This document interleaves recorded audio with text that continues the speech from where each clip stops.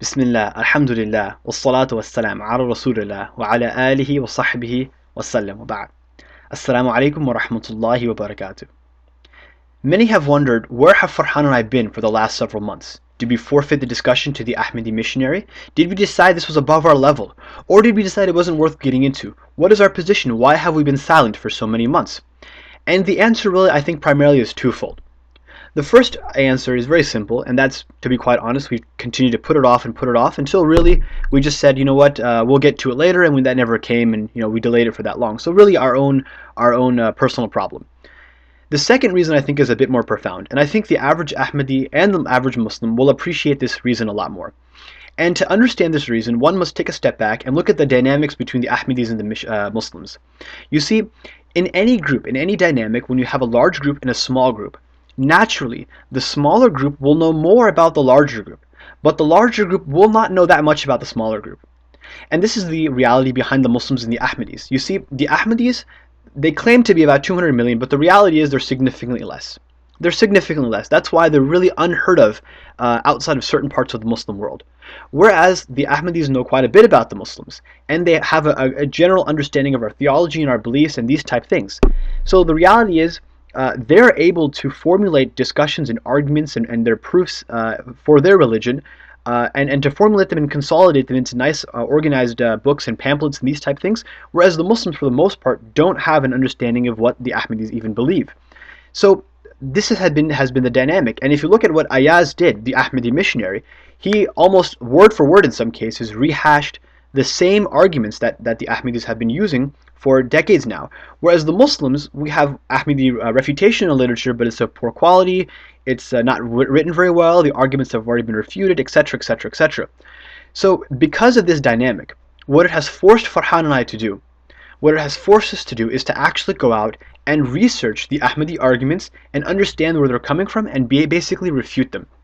So during this time, what I've done is I've read a lot of Ahmadi literature, books by Mirza Ghulam Ahmad, books by their previous Khalifas, books by all of their previous leaders and maybe even some of their learned ones, etc. So just as one example that I printed out, they have their book, The True Meaning of Khatmi Nabuwat, which was a speech written by Mirza Tahir Ahmad. At the same time, what I've done is I've read many books by scholars whom they accept. So just as an example, books by, they consider, for example, Ibn Taymiyyah al-Mujaddid, Abdul Qadir al-Jilani, various books by and commentaries on the books, and these are actually compilations of Ibn Arabi's books. This as well, Ibn Arabi. Various other people, for example, The Proof of Prophethood by Imam Rabbani, who they consider a Mujaddid, various other books. And in this time, this time has not just been research, it's also been working towards something. And that thing I've been working towards is what I want to consider, what I hope to be, a consolidated, concise, easy to understand text refuting the common, oft-repeated Ahmadi arguments. And I've titled this book, With Love to the Ahmadis of the World. So this right here is a draft copy of the book, With Love to the Ahmadis of the World.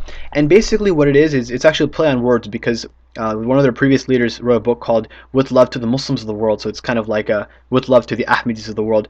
And what it is basically a detailed analysis of their arguments. So basically summarizing their arguments in what I hope to have been the best possible manner, then explaining why these arguments are wrong, using facts, logic, evidence, and just plain old common sense in some cases.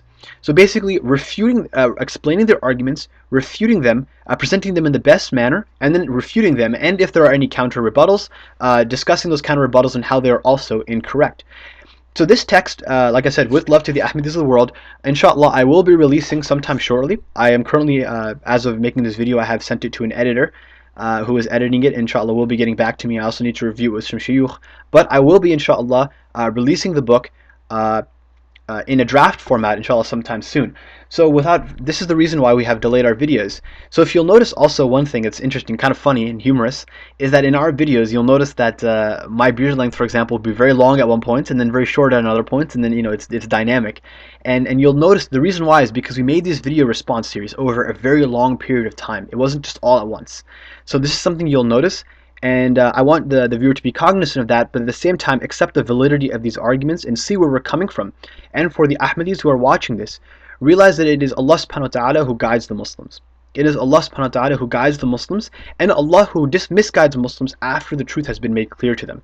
So if you watch these videos and you realize, perhaps Ahmadiyya, this isolated, small, obscure religion, is not upon the truth, and perhaps Islam is the true religion of Allah subhanahu wa ta'ala. Analyze this, and if you find these arguments to be agreeable, in your heart, even if you're not able to because of community pressure or whatever it happens to be, in your heart realize that Islam is the truth, and vow to leave this false religion of Ahmadiyya, leave the false beliefs of Mirza Ghulam Ahmad, and accept that Prophet Muhammad sallallahu alaihi wasallam is the last and final messenger. There are no prophets after Muhammad sallallahu alaihi wasallam, not zilli prophets, not buruzi prophets, not law-bearing or non-law-bearing. Muhammad sallallahu alaihi wasallam is the last and final messenger.